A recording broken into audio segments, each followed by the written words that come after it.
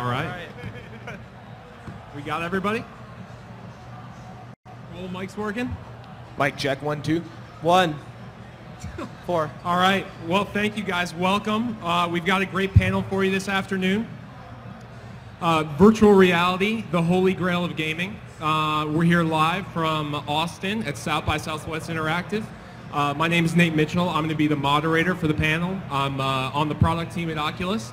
And I'm up here with some legendary game designers and hardware designers in the industry. I'm going to let them take care of their own introductions. So, Cliff, you want to get started?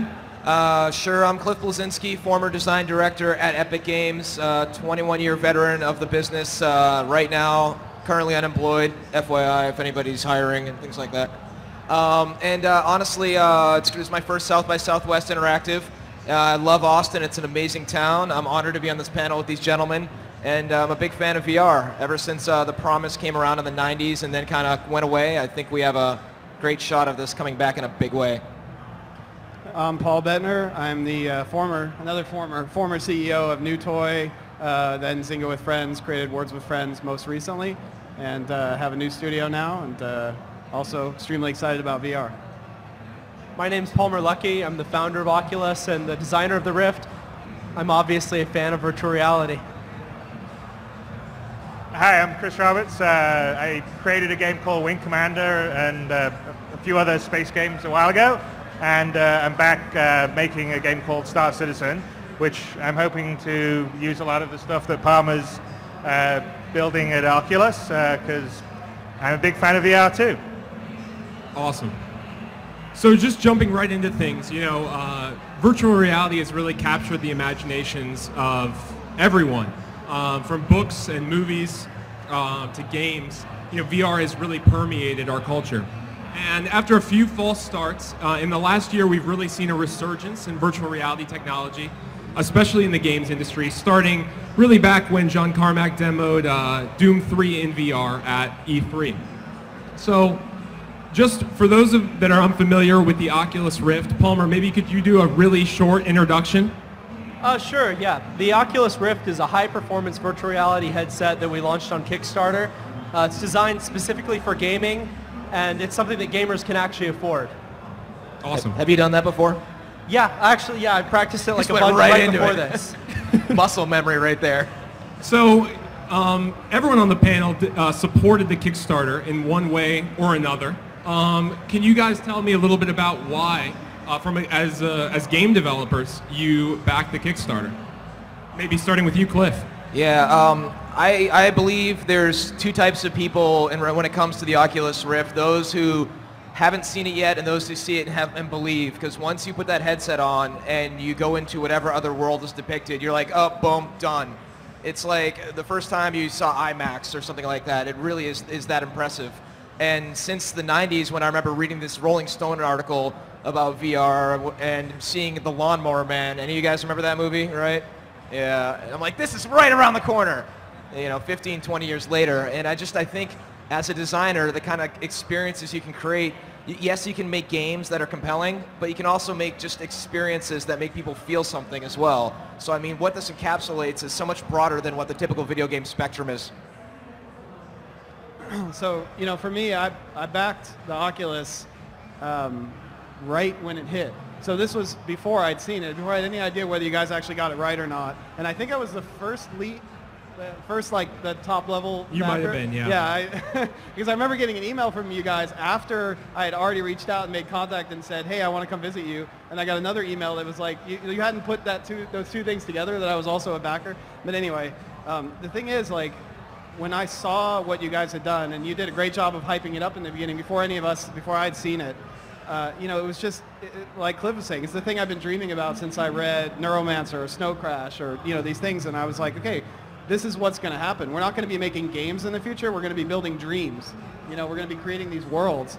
And, I just wanted to believe, so I backed you guys. Then I flew out and I saw that it was actually real, and that it exceeded our expectations, which, coming out there, I really had high expectations. So, Well, I guess from my perspective, I didn't create the Rift because I wanted to start a virtual reality company. I created it because I wanted virtual reality to be something that actually happened. If I'd been able to go to Best Buy and buy some Ultra VR 2000 headset for a couple $100, I wouldn't have wanted to make something. I just wanted to buy something, and making the Rift happened to be the best way to go about that. It's really cool because the hardware is finally there. It's not like I've come up with something that is just like mind-blowing and people say, wow, how did you come up with this? Why you? The reality is that if the technology had been like it is now, where you have high-resolution mobile displays and really, really cheap motion trackers, if you had those back in the 80s, 90s, somebody else would have done this. It's not a matter of inventing the hardware so much as is the hardware finally being ready to make a good run at VR. Real quick, there's a life lesson here with what Palmer's doing. He's doing this because of the love of what he's doing it. And then later, if he happens to make money on it, great. But he does it out of his heart, which is really important, right? Thank you, Cliff. Chris? So, well, I mean, for me, if anyone's ever played my games, they'll know that immersion is like one of the biggest things for me in anything. And I can't think of anything more immersive than being inside a virtual reality environment. And of course, in a Wing Commander style or in the Star Citizen game, you sit in the cockpit. So looking around is exactly what you need to do to be able to actually have a better immersive and playable environment. So I backed the Rift when it first came out before I met Palmer and the Oculus guys. I was tracking it because John Carmack was raving about the tech all the way back at E3 and was giving demos. And I was like, I've known John for a long time, and he doesn't rave about something unless it's really good. So I backed it because, and it's also, by the way, it's something that I've always been very keen on, is I think the PC in general is very good at being able to bring new peripherals in and bring them into the gaming ecosystem. And I think it really is exciting if you're ever developing anything to try new things to sort of push, what you can do with the game. So I'm a big believer, and I'm very looking forward to getting my developer kit and flying around in this cockpit somewhere in space. Awesome. So you guys are all famous game designers, except for you, Palmer. What sort of new design opportunities does virtual reality and having the player actually in the game rather than controlling a character in the world, what sort of design opportunities does that open up? And whoever can jump in, feel free. Yell over each other. Well, I'll take it right.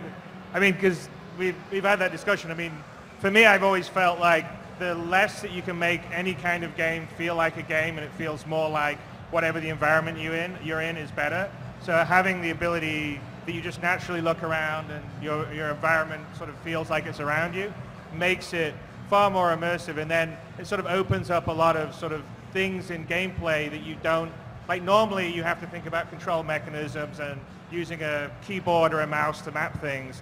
And that's not naturally natural, so people have to sort of learn the technique. So I'm sure there were people who were gaming that originally were working on a keyboard and a mouse on PCs and first-person shooters, and they're like, I'd never be able to use a game controller to be a first-person shooter.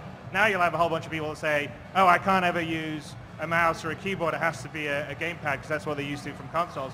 And something like the Oculus sort of removes all that sort of learning, because it's just sort of instinctive. If you're in an environment, you instinctively look around and you can see it there, and so you can sort of remove the interface, and the more you remove the interface, it allows other things to open up in the game design that you can sort of focus on, and then the experience just becomes more connective, and then at that point you really sort of feel like you're there, and I think that's what it's about. I think in general, in any kind of, if you're making a game, even if you're making a movie, it's all about removing, it's that suspension of disbelief. You just think that you're in the world, and having VR allows you to do that to a level that you can't. And there's a lot of other exciting things that I think Palmer's been looking at, and I think other people are playing, where you can sort of combine both the headset or tracking someone's hand, so you can actually see your hand in the virtual environment, interacting with the virtual environment, and the possibilities with the stuff like the VR headset and Leap and all the rest of the stuff that's happening. I think it's going to be a great,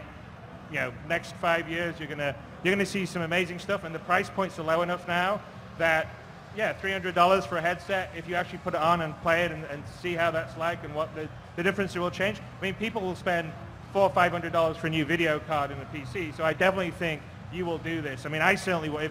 I think the biggest challenge is how you manage to get people to experience it themselves, because you can't put it on a stage here and feel what it's like. But Well, just to comment on that, the best way is to get people like these guys talking about it, because if you can't try it themselves, at least people trust people like you, right? Right, Cliffy? I think first you get a bus, and then you put a Rift on the bus, and you send it around to every college campus in America, and let everybody have a chance with it. And then my big thing is when I think about the experiences I want with this, I think, I saw some videos of some hackers who kind of put some first-person shooters that exist on it. Those were cool. Playing a Team Fortress 2 would be cool, and that's nice, but I want to see the dedicated experiences crafted for this. You look at Kinect, for example. I don't really care about giving voice commands in Mass Effect 3, no offense. Dance Central is a game that's completely 100% built for that. And so if you dump a game on it, it'll be okay, but when you sit there and pace the game, if you make a shooter that has a different pacing, much like Bungie knew when they were using the Xbox controller, they couldn't make a game that was paced like Quake. They'd have to make it for the thumbsticks. It's a whole different level of pacing for this level of experience. And I think there's going to be multiple types of games you have where you can have a shorter span and more intense game, like a paintball game that you play, 3 to 5 minute rounds, take a break. And then there's going to be games like a Myst-like game where you're slowly exploring an island and unlocking its secrets. And then, I want to play a scuba diving game. I want to play a flying game. I'm curious what the adult applications are for this. That's right, I said it. Everything within the spectrum there, because when you're basically going into a dream or almost another dimension, it's pure magic, honestly. I know I'm a person who's big on hype, but I think you should really believe the hype of this project. So I don't know if I'm allowed to say this, but I'm going to say this anyway. So we've been playing with our Rift kits for a little while now, and it's crazy when. So you asked from a developer standpoint, you don't realize until you start actually thinking about it as a developer, and you're wearing this thing, and you start realizing, thinking about the kind of games you can make, that you've actually lost almost as many things as you've gained. But that's great, the things that you've gained make for an extremely powerful experience. But when I talk about lost, so I made Words with Friends. If I wanted to make a board game in this environment, if I'm making a board game for a new console or for mobile, I'm just going to make the board, right? If I want to make a board game in VR, first I have to build the whole world. Then I can put a board on a table, and then I can have pieces on that board, and then you can play. And realizing that, and realizing that all these things that you used to think about as a game developer, about camera control, like you were saying, about motion and moving, just picking up the player and moving him somewhere else, cutscenes, all this stuff just goes right out the window. Right? Yeah, and it's replaced by an even more powerful set of tools. And what I mean by that is for me as a game developer, all I ever want to do is make somebody feel something. And holy crap, can you make somebody feel something with this? My favorite thing to do with our little kit is to put somebody in our little test game and walk them up to a ledge, and then they say, oh, look over there, and then I just hit the keyboard and push them over the ledge and just watch what happens. They freak out. Everybody universally freaks out, just falling 10 feet. And I see that, and I'm like, those are the experiences. When you talk about the native experiences, those are the things that you can make somebody feel with VR that you just didn't even have access to as a game developer before this. So in that light, all of you guys have designed multiplayer experiences, and well, except for you, Palmer. And Chris, Star Citizen is planned to be sort of massively multiplayer. Paul, Words with Friends, obviously multiplayer inherently. What do you guys think, how is multiplayer impacted by VR? How do you see those two, complementing one another? I think if the game, of course, as I said, is built and paced for it, suddenly it becomes a very different and unique experience where, the social experience of, playing Guild Wars 2, and I see my friends running around as these tiny little things with an icon over their head, and we all know that's fun, right, the shared experience. Suddenly when you take it from being over there and in third person and this 5-pixel tall character, and you put it down and you can see your body, and you walk up and I'm like, hey, Paul, check out the new threads. Are you like this? How's it going? And then all of a sudden a dragon comes up and eats his head and he gets pulled off, and I'm like, holy shit, Paul, what happened to you? I have to go save you. That level of impact is that much more just real for you at that point. And I think that the idea of a shared space that is essentially in your head is also very, very compelling. And I think the amount of people you could render, just imagine being you and I are like the assassins walking into the busy nightclub and nobody knows our identity. I'm like, okay, signaling to him, we don't want people to catch on. He goes around to the right, I go around to the left, and we take out the target. That's people could wind up becoming best friends in this thing, I think, honestly. Yeah, one of the things that we discovered with the Oculus and using them on a daily basis is it's actually kind of lonely. When you're in a world and there's nobody else in there, it's different than sitting in your couch and playing on the TV, because somebody could walk into the room. When you put this on, you know that you are in this world, and when there's nobody else there, it's made me believe that fundamentally people are going to want multiplayer games where they see other people, or they're going to start to feel lonely in the games that they play in VR. Yeah, I mean, for me, I just think it, like I was saying before, it's just going to remove one level of sort of thinking about doing things in the multiplayer experience. So, the way Cliffy was describing the Guild Wars 2 experience there, if I was doing that normally, I would have to be consciously turning my head to my friend and sort of talking and chatting. So I see there's going to be a huge amount of possibility in terms of just sort of the natural thing you do. Like if you walk into I walked in here with Cliffy, we'd like look to each other and say something, and it would be pretty natural. I wouldn't have to be moving my joystick to the right to turn my head or my mouse to the right. And I think those are all the things that will enable, and I definitely agree with you, Paul, is that on the shared experience, you definitely, I think when you're in a VR experience, you actually want to share it with other people more so than you would in a single player experience, because you definitely do feel more alone, because when you put it on, it is amazing, but you are fully enveloped in that world. So I actually think it will probably be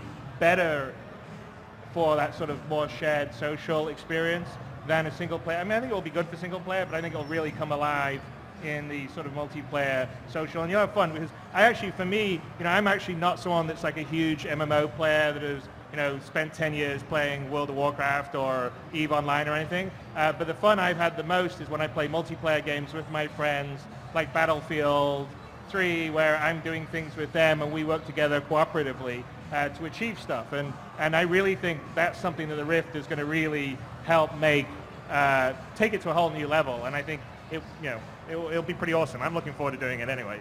So I just wanted to mention the next prototype R&D thing that I'm excited to work on is throw and catch, and it's ridiculous, right? But like, are you gonna make a Field of Dreams sim and make all of us cry? No. But like, I played Unreal Tournament, the demo you guys had, and it was overwhelmingly intense to have people shooting at your head when you're like fully. I was like, it's just too much. And I think we'll all get used to it as gamers, probably eventually, but it has pushed me as a developer to want to like really back away from that and realize like this is a super intimate experience, especially I think when another person materializes in front of you. And I think just reaching out and handing that person something or picking up and tossing something to them is going to be such a compelling experience unto itself that I think we may stop there for a while before we go to these insane experiences where you're running around with 400-pound guns shooting each other. That is a brilliant point, because right now video games, if they were 3D movies, everything would be the equivalent of that arrow coming at you that everybody hates now, and having to get back and peel those layers cheap back. Effects where they would jab it's like, something in the camera. Look, and everyone's like, whoa, it's 3D, this is great. I actually think a lot of the default games, like I think about even putting Slender Man on this. Slender Man is terrifying enough. Okay, now if you put the headset on and play Slender Man, I think you're actually going to be really careful with the action moments and the pacing moments. You just made me think the game I want is the one where I'm Iron Man and I'm carrying Pepper Potts and like flying through, or that Superman type moment, and then you just kind of drop her and then just try to fly down and catch her again. Just all those little moments I think could be very compelling.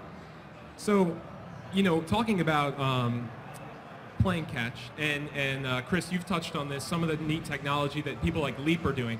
What do you guys think are going to be the key input devices for VR? So you've got the visual and you've got the head tracking, but how do you actually control your player in the world? I think that's a big question that gamers ask. Is it keyboard and mouse? Is it gamepad? No. Is it something else? The key input device is hands, and it's up to you guys to make that work, okay?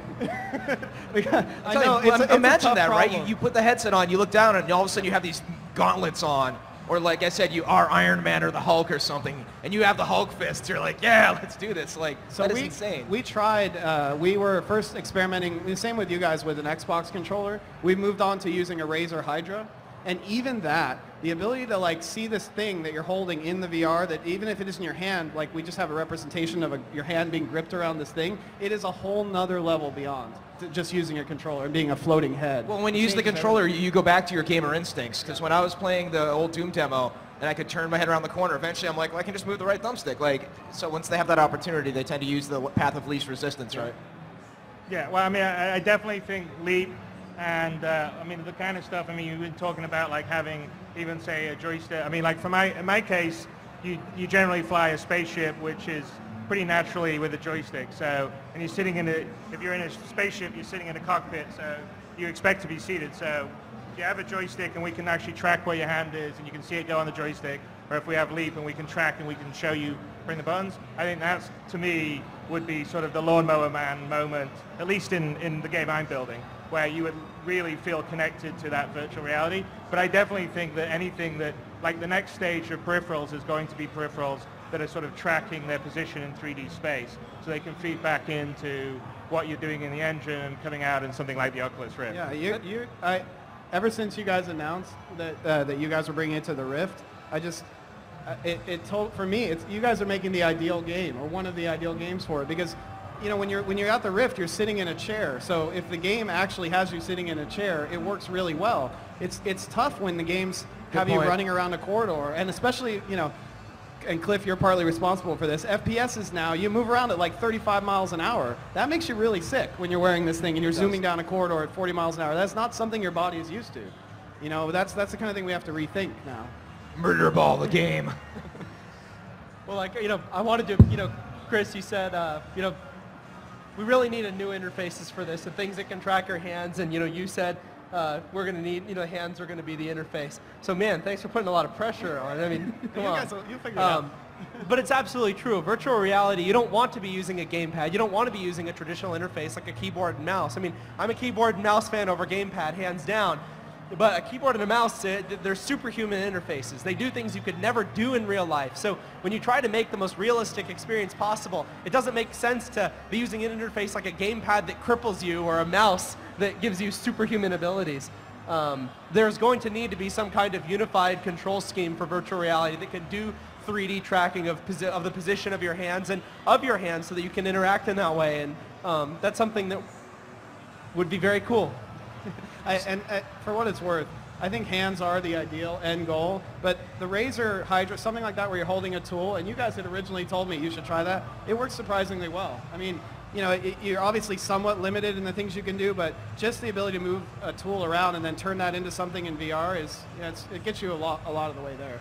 Yeah, I don't know why we told you to do that. It's almost like we wanted you to explore that. I'm sorry, I was just fantasizing about fighting a dragon with a sword and a shield. Yeah. You're actually like finally stab it in the head. And then there's another thing too. I mean, like you mentioned that you don't want it to be hands, but you don't necessarily want it to just be hands. There's a lot of things you don't want to have to always use your fingers to do it. And something controllers can give you is haptics. I mean, look at gamepads right now. I mean, shaking hands, they're so next gen, right? But yeah, there's things you can do with haptics in a controller that aren't even being explored, like actually replicating the texture of running your hands against a wall, or actually having a feel for individual weapons beyond hands shaking a lot and hands shaking a medium bit, which is about what you get right now, right? Yeah. Pressing the flesh. So, you know, in that vein, I think the Rift provides, at least, you know, as you guys have said, a decent visual experience. But as game developers and as gamers, what other senses would you like to explore in virtual reality? Well, in regards to peripherals, or in regard to like smell-o-vision, or everything? So Palmer's talking about haptics, right? That would be touch. Okay, so the one that I mentioned, when I first sat down with Palmer and Brennan and we were looking at it, the first thing that came to mind for me was that the idea of the neural interface stuff that we've seen. And there's been some of that comes around because we actually got the cat ears that wiggle and like wear them around, and if you're happy, they wiggle, and if you're excited, they go down or whatever. And one of my fantasy scenarios that I would love to see a hacker put together is the flight game where you wear the neural headset, and depending on how relaxed you are, that affects the altitude of how far up you go.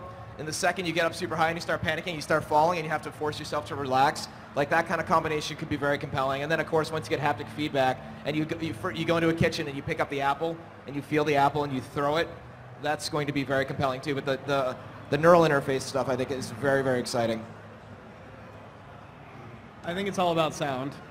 You guys know I think that. Have you guys, I'm sure you've seen the virtual haircut, the binaural. Yeah, of course, we talked neural about audio is fantastic. Yeah, you guys can download it right now actually on your phones. There's an app called the Virtual Haircut. Get a good pair of headphones and wear it. You'll freak out, especially if you close your eyes. It is the VR equivalent for sound.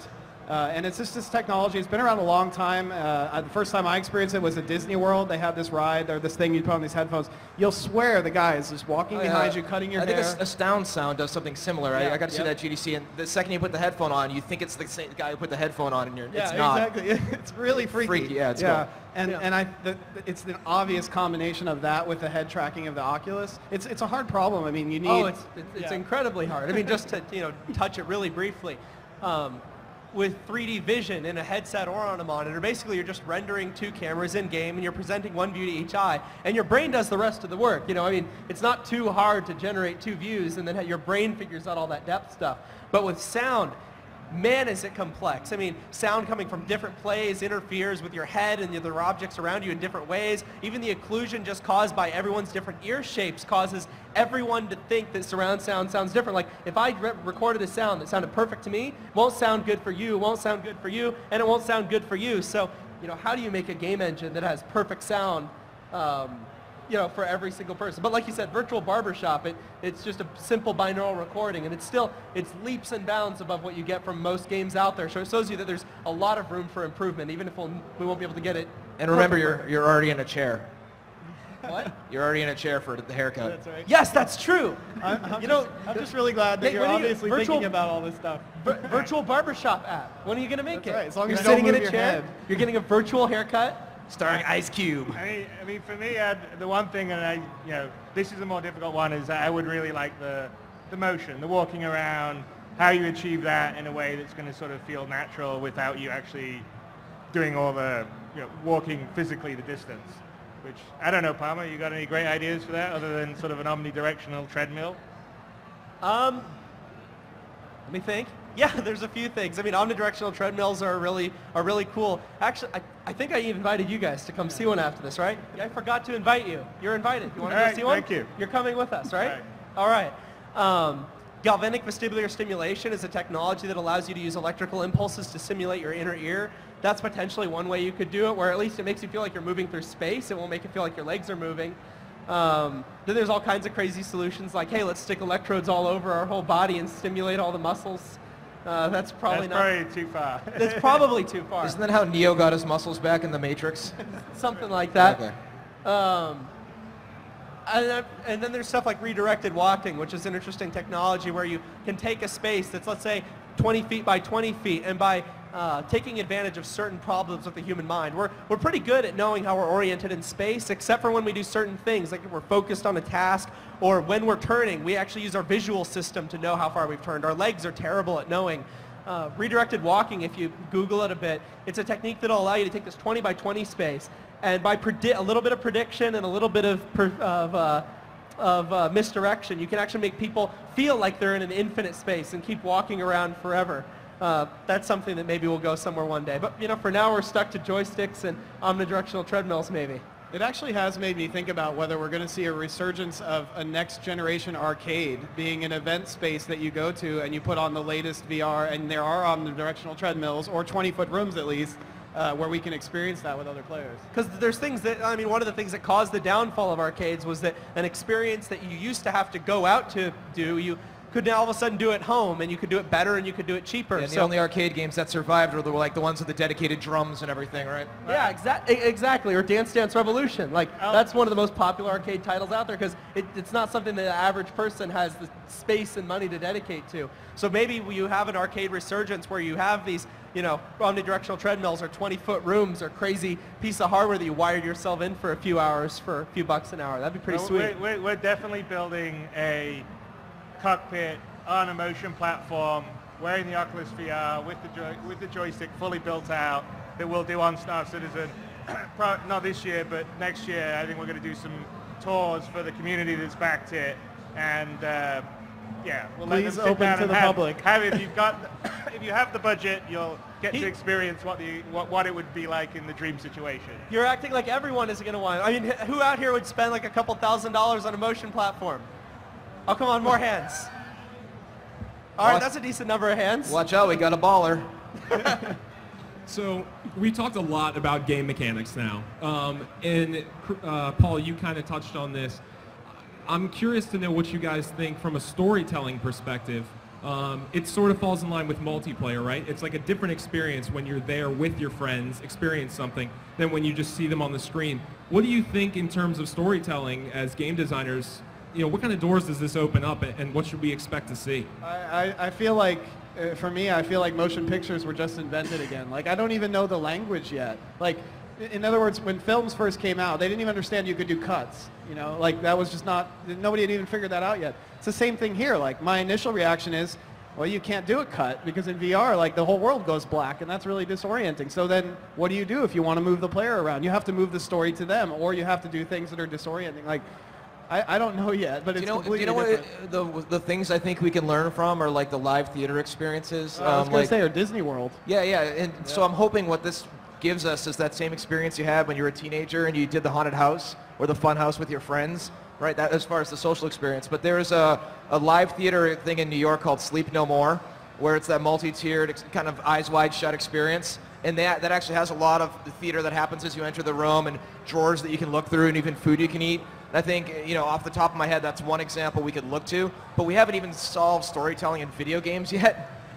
Right, so this is some next level stuff, right? I'll say that so on my side, there's a couple of things that we're going to do in Star Citizen Squadron 42, and it's going to be, if you're doing it with the Rift, it will be better, because we're actually trying a paradigm, which I guess you could say, Half-Life and Half-Life 2 did, which is, if it's our character, we're in first person, we're not cutting away to third person. So we'll cut away to third person when it's not your character. So you're cutting away to the bad guys talking about doing something or whatever. So, but we're having the idea is to run a whole conversation system where it's based on eye contact. And so obviously VR is perfect for that. If you were playing it on a gamepad or a mouse, you would be moving your head around. But the idea is you look at someone, like in real life, when you look at someone, I've made eye contact, it's sort of like, hey, you want to talk? And then the NPC in the game, like in the single player part of the game, will actually say something to you. And then you'll have the option to sort of hear your inner thought that will sort of direct the conversation, and you sort of select which way. So to give you a sort of a Star Citizen Squadron 42 example, I'd fly on a mission and my wingman wasn't very good and almost got me killed. And I walk up after the mission to him and I'm looking at him and he looks and he's like, hey man, that was a tough mission. And my inner thought would be, you almost got me killed. You're a screw up, get away from me, or don't worry man, it'll be okay the next time. And I can choose that, and based on that, I'll be talking. But things like if I start to look away, then the NPC's programmed to say, hey man, were you not paying attention? And those kind of moments are much more like real moments in real life. And I think doing that kind of stuff, which is very subtle, but I think will enable sort of the immersion and the storytelling to sort of become more connective, is the sort of thing that I think the Rift will just make much easier, because you won't be thinking about looking around. You'll be sort of in the Rift, you'll be sort of reacting like you normally would be to a conversation, whereas if I have a traditional controller, I'd be consciously having to be sort of moving my head around. And so I just think something like the Rift will sort of remove one of those barriers, so it's just easier to fall into that sort of feeling. And doing those kind of things, I think, will sort of advance the storytelling, the immersion, but it's a very different medium. I mean, you can't make a movie in an interactive experience, and especially when you're doing to something like the Rift, you've got to embrace what you get with the technology, and maybe you're informed and learned by some tricks that they've figured out in movies, because they've had 100 years to figure it out, and in the game business we've had maybe 30 years to figure out what we're doing. So we're not nearly as mature as they are, but ultimately I think the interactive sort of world immersion and even sort of ability to sort of tell stories and engage you will be more powerful than sort of traditional linear medium, just because it's you. It's going it's not the biggest challenge in a movie is always getting the audience to care about the main character, or and they don't even have to like the main character. They have to be interested in what the main character is doing. Whereas in a game or in a interactive environment, you always are going to care about what you're doing because it's you. So you've already gotten rid of that problem. So then what the challenge is how to get rid of all the parts that sort of get in the way currently with the limitation of the technology or the interface. And something like the Rift just gets rid of one of them, and it makes it more possible to just have, I think, more powerful experiences. And so that's pretty exciting, I think. Great. So, is my mic still on? All right. So, we've talked, at Oculus, something we say a lot of the time is that this is really day zero for VR. And everything that you guys have seen is, prototype hardware, the development kits that we're shipping out. What do you guys think, if this is day zero, what are you hoping for day one and beyond that? Tough question. Well, I think the big thing is there's going to be a lot of tinkering going on with this, right? That's, kind of the organic environment. And I think what needs to happen is the first killer app needs to emerge. And the beauty of this kind of community-driven development is one guy's going to do something over in, you know, the UK, and then somebody's going to do one in Seattle. They're going to learn off of each other, and then we're going to start to see the good stuff rise and the bad stuff sink. And the community's hopefully going to get together in a warm, fuzzy way and learn from each other. And I'm a big believer of the fact that the next big thing in technology is the thing that slowly got better over time. And when you apply what we have now with the internet and community with this technology, the chance for it succeeding is exponentially higher right now. So I think it's all going to come down to that one moment where it's the killer app that emerges from that primordial ooze of the community. You know, for me, I love PC as much as Chris does, and you know, it is just the most amazing place for innovation to happen. At the same time, when I think about the mass consumer, what I'm looking for the real day that VR breaks out is the all-in-one device. I don't want to plug it into anything. I just want to go to Toys R Us and buy a $400 or $300, whatever it is, put it on my head, plug it in, and I don't have to go on my PC to download a game or whatever. I just turn it on, and there's a shelf, and I pull a game off, and I put it in my cart, and I've downloaded it, and it comes with a controller, or it's just taking, you know, video of my hands, or however that works. When that finally happens, that's going to be the moment that I can create a game like Words with Friends, where it's targeting moms and you know, wives and daughters and kids and adults and everyone in between. But like, you know, when it stays when we're in this place now where it is the sort of pointy edge of innovation, it's tougher to do that.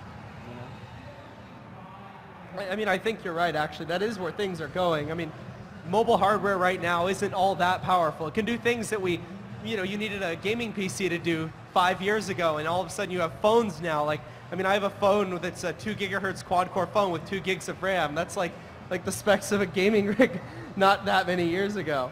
And in the next few years, things are going to get powerful enough where you do have devices that have all the rendering hardware on board, and everything is just an all-in-one kit. Everything can be built into the headset. You don't have to go out and buy a big PC and be tethered to it. And that doesn't only allow you to have a all-in-one experience, it lets you have something where you can actually go out and walk around where you're untethered. You can do it on your couch, on your bed, on a chair, or, you know, like this idea of an arcade experience with a huge room. Maybe it's like laser tag, where you've got people running around a huge space and doing things virtually together that are much cooler than the empty room that they're actually in.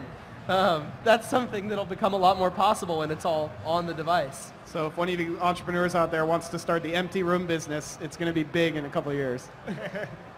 No, I mean, you know, the vision of the future, I mean, I agree. I mean, yeah, I mean, obviously I'm a PC fan, mostly because I think it's sort of the forefront of innovation, and it allows you to easily try things because you can always upgrade or change stuff. But ultimately, yeah, you need, I mean, it moves across into the mass market, and then you need it to be simpler and easier. And I kind of think what Palmer's talking about is what the future is. It's not yet, and it'll be a while, because it takes, you know, there's a reason why PCs are this big and have huge water cooling setups, and, you know, and draw 600, 700, 800 watts of power, which you just can't put through a tablet. But not that far in the future, you'll basically have a device, and, you know, I don't know how small it is, but it won't be particularly big. You'll carry it around with you, and it'll link up. You own your living room, it'll link up to your TV, it'll link up to your controller, it'll link up to your Rift you'll put on, or you're on the plane, you can just be playing it on a smaller screen. You go into your office, it'll link up to your keyboard and your screen, and that's kind of how I think it will go in the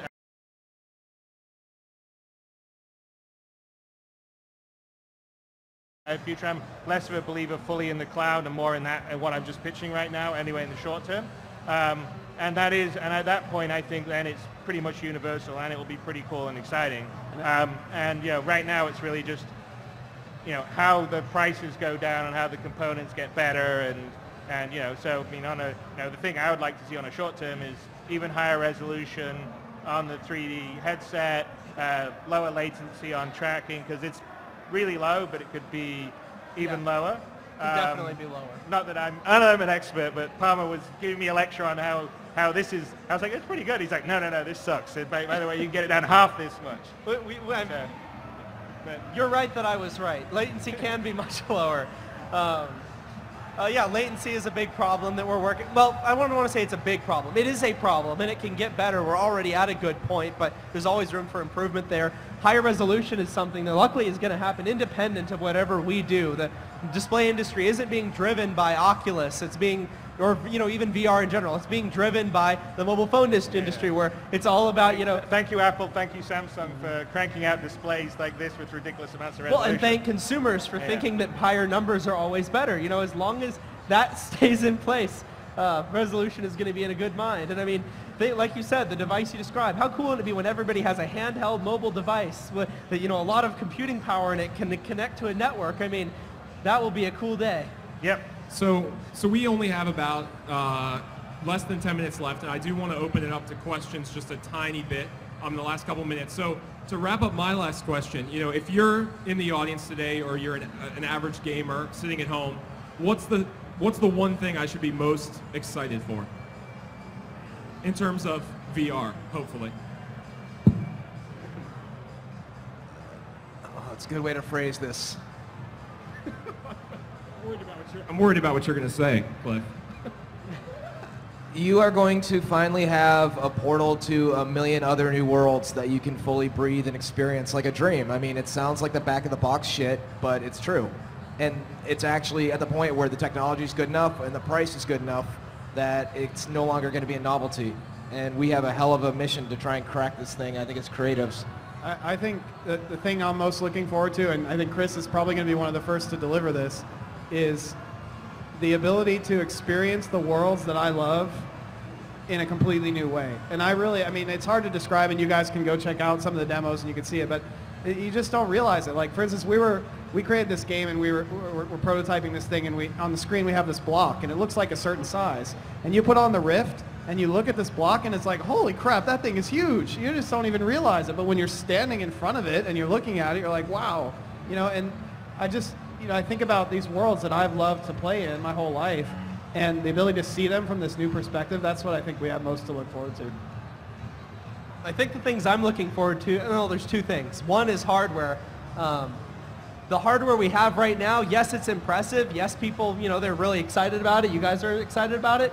But it's going to get so much better. When people try this, they say it's great, but there's so much better that we can do. So I'm a hardware nut, so I'm really excited about where hardware can go. The other thing is, I think Star Citizen will be a good example of this. A lot of what keeps people playing MMOs is not, oh, the gameplay is just so good, or, oh, I just love these graphics so much. It's because it's a shared experience. It's something that people can do together, and it's about that human relationship. When you have all of these people in the same space, really experiencing the same thing, it's not even like, whoa, well, I'm playing on a tablet and I'm playing on my PC and I'm playing keyboard, I'm playing gamepad. Everyone's getting basically a similar unified experience. They're able to interact with themselves, not on a gaming level, but on a real human level. What does that mean for MMOs? I mean, I've never been a huge MMO person because I'm not that much of a social butterfly, but I actually do like to spend time with my friends. But what happens when technology gets so good that spending time in an MMO is better than actually being with someone in real life? And I think we're going to hit that point pretty fast. Dicey.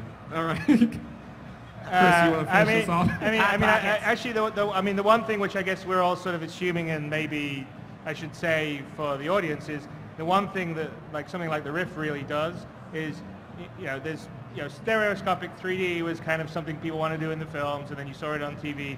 Generally, it works better for games because you're actually rendering the left and the right eye properly, but you still have the issue of crosstalk, even with active shutter displays.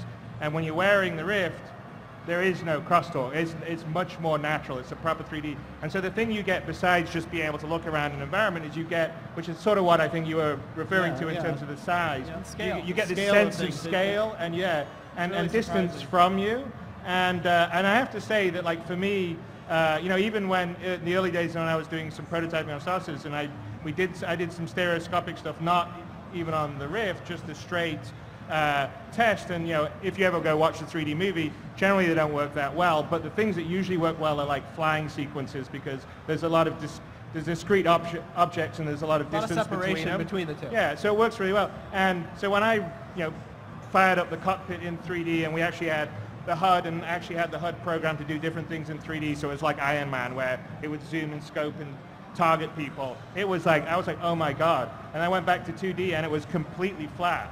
And it was a completely different experience than I felt when I would go to the theater and see 3D, because a lot of times I'll actually deliberately see a 2D film at a theater rather than a 3D film, because I don't like wearing the glasses, and it's usually, you know, you lose a lot of light because you've got these passive glasses you're wearing. And so the moment I put that on, and I was like, oh my God. And then you take that with the Rift, which is a whole nother level because it's just natural, you're looking around. It just really kind of feels incredibly powerful and immersive. And I think that's the thing that when you put it on, that's what the combination of the freedom of looking around, the movement, and the sense of size and distance and all the rest of the things just make everything step to the next level. And so yeah, I mean, I don't know if there's a Rift around here or people can get to it, but I saw one more people that do that and feel that, I think, because you know, you do that, you go, yeah, that's worth $300. And by the way, in a year's time or 2 years' time, the way things are going, that's going to, you know, it'll be a lot less than that. That's 200. Now it's 99. Yeah, exactly. I mean, I'm always amazed by how much I can buy, like a printer that used to cost $2,000 or $3,000, and I'm getting these incredibly complicated printers for $200 or something. So yeah, you have to buy a 3D printer now. Yeah, it's crazy. And that even comes with the unicorn blood ink, right? Yes, we'll definitely get some unicorn blood ink. But no, it'll be great. All right, so I am being signaled that we are out of time. Do we have time for one quick question? Yes. One quick question. All right, we'll take this guy right here. Yeah, that Can guy's we run him a mic? That guy's been stoked the whole panel. I know. He's like, yeah, I'm so stoked. Can you hear me? Sweet, I had earplugs in. Okay, back to the arcade. I really think that's a great idea. I can't hear you. Can't hear me? Okay, extra like that. close, extra close. Okay. The arcade thing seems like such a great idea, and I think what would be even cooler than an empty room is a room with peripherals that you can scan into the game, and then you can be like, oh, I'm going to go interact with this elephant over here, or here's the cockpit, and then, you know, you're interacting with like real life objects, and then you can use your actual senses to get closer to those. Imagine like scanning your girlfriend in and skinning her, and then you can like tap into the content of people instead of like the visuals.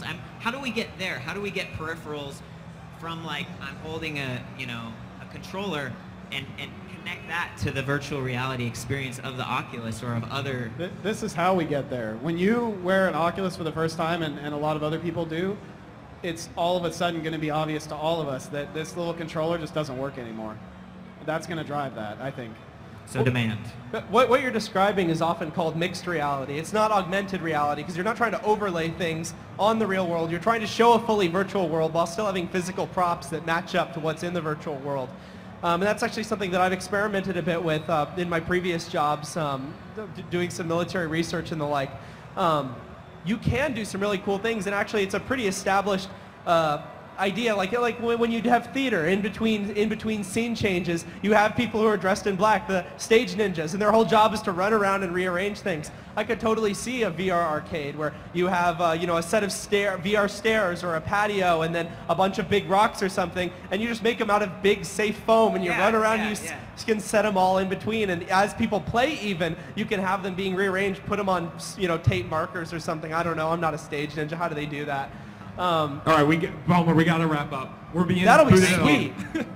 All right, well, I want to thank our panelists once again, Cliff Blazinski, Paul Bettner, Palmer Luckey, and Chris Roberts. Thank you guys for being here, and thank everyone. Thank you all for coming. We really appreciate it. Yeah, that's it. Thanks again. Thanks, guys.